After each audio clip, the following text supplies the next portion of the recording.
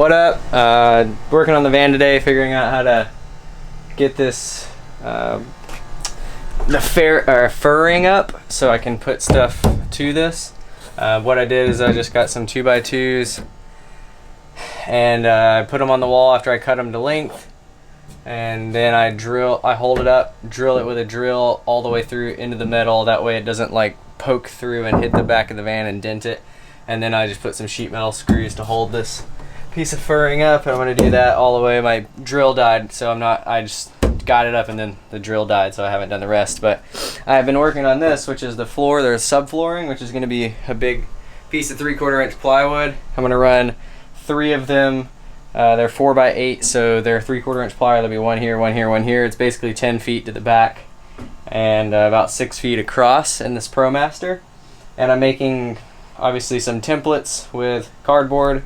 As you can see, just kind of put it up here. I cut it generically and then come back and tape on pieces as they need to be on there and get it all flush with everything. And then I'm gonna take this out, put it on the piece of plywood, and jigsaw it out.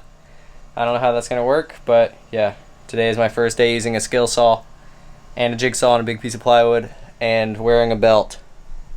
So let's see how it's gonna work out.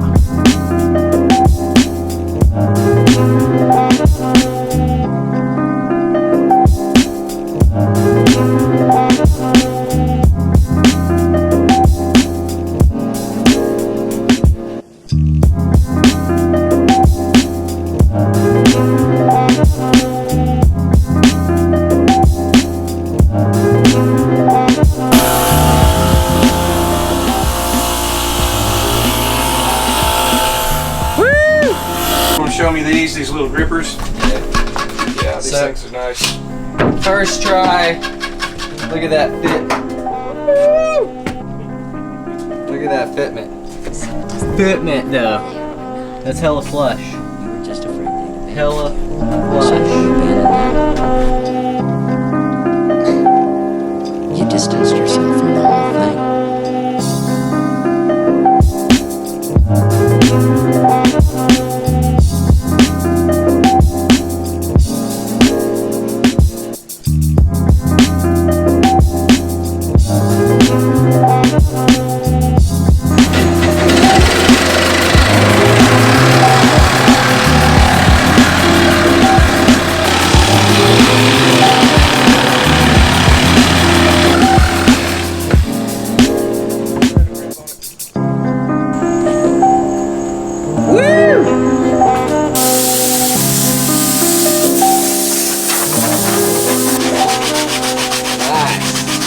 Makes it a little nicer. You don't have to worry about polishing it, but just take some of them rough edges off.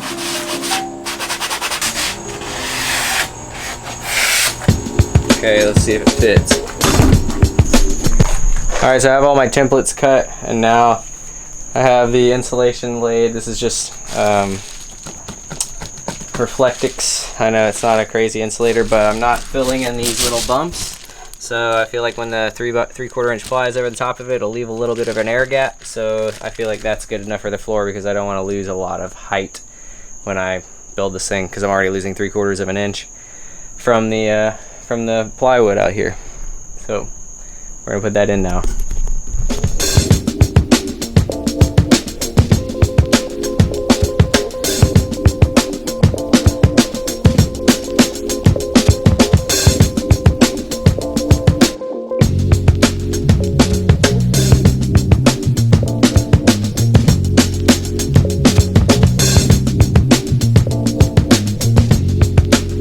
It is midnight, and I've been working on this by myself pretty much all day. Had a couple people, my dad and a friend of his, help me move stuff. But I got all of it furred out. So as you can see, I used a bunch of 2x2, and I had to drill out these holes and then put sheet metal screws in so it wouldn't just screw right in. But 2x2 cut to length, sitting inside all of these little tiny cut in areas. Basically this whole plane right here is flat. So I have yeah, framing. Got an L in the corner. Basically ready for a big piece of paneling to go on. Paneling to go on here. And I'm gonna do tongue and groove on the roof, so that's why they're set this way, so that I can mount going long ways. I have a piece of 2x2 back there. And I am now currently sound deadening the wheel wells. So that's after sound deadening. That's before it. So for the people that are curious how to put this stuff on, you literally just peel it, stick it on, get a roller. This is like $3 on Amazon. And just roll it on. It's fairly self-explanatory. When you get to a corner, this is kind of what I was like a little hesitant on. I was like, what happens when you get to a corner and you need it to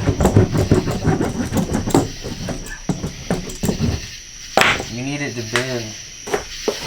I just grabbed a razor blade, stabbed it, cut it off like that, and then kind of folded it on itself.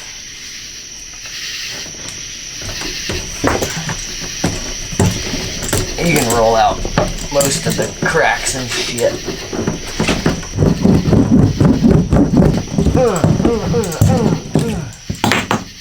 So there you go, there's a piece, and then you just continue. It's good. Oh, and the subfloor. So I did the subfloor. I used 3 sheets of 4x8 3/4 inch plywood, and found the straightest pieces I could, and I ran them like basically the 8 foot across and 4 front. So the van is only 10 feet from that lip up there to this lip right here. So I ran 2 full 4 foot sections here, and then this section was cut. So you have basically straight edges to work off of, and you have a straight edge here, and the only you just have to cut on one side, so you don't have to cut that much. And I didn't end up wasting a lot of board either, because the board's only like $30 a piece, and I have a lot of really good cuts left over, like big square pieces that I can use. But I did it with a jigsaw and a skill saw, but 90% of the cuts were a jigsaw that I bought for like $30 on Amazon, so I'm pretty impressed with that. And I am like really impressed just in general, because I've never really worked with wood or framing or cutting anything with wood. I mean, I do a lot of electronic stuff, but just wood stuff is not my typical thing. And like, look at the fitment on this. Like, I did all of this by myself today with no help from anyone that does woodwork. I did screw it to the floor. It was really solid, but I felt like I needed to screw it to the floor just for safe measures. And I used I know that what is it, Reflectix is not the best insulator in the world, and there's a huge controversy on insulation in general in vans. Like, oh, what do you use? Do you use wool? Do you use insulation from our house? Do you use fiberglass? Do you use stick-on board? Do you use nothing? Do you use Reflectix? So the Reflectix stuff only works well if you have an air gap, and since my van has the ribs, I didn't fill the ribs in, so I put the Reflectix down, and there's a little bit of an air gap about that much under the Reflectix in most of the sections. So, you know, it's better than nothing, and it was fairly inexpensive. So anyways, went to Home Depot today. Spent like $250 on tools. I bought sawhorses and whatnot, and yeah, now we're here.